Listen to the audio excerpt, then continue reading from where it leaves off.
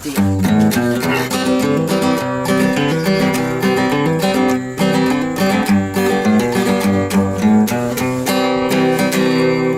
Kasih dam dari kulit buaya,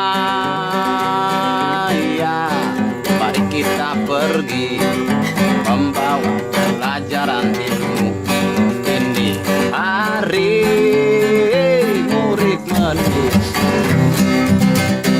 Umar Bakri, pegawai negeri. Umar Bakri, 1 tahun mengabdi, jadi guru jujur berbakti, memang makan hati. Umar Bakri. Mengapa lagi Umar Bakri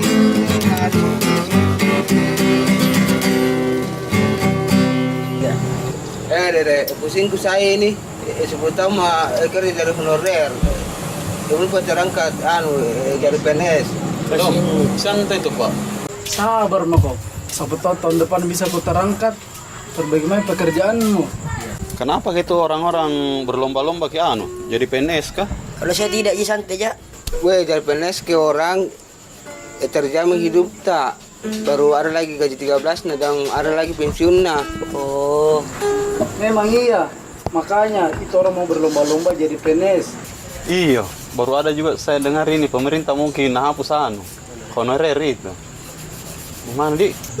Kalau napus ki baru nangkat ji jadi PNS bagus ji, tapi kalau napecat ki pace. Tapi jangan mau takut. Banyak pekerjaan di luar sana. Santai Mako. Masalah ini banyak sekali cicirangku bro. Ciciran HP, motor, pancing istriku.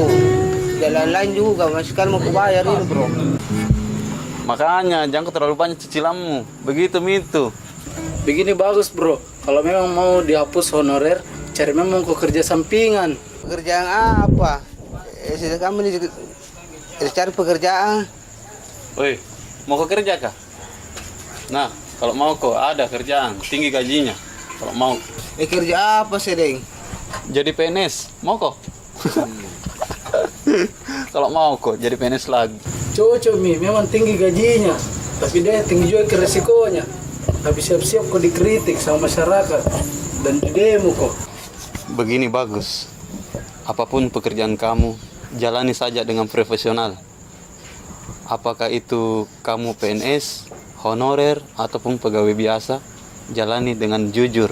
Karena ada pepatah mengatakan, imbalan itu sebanding dengan pekerjaan kamu yang sudah kau lakukan. Paham?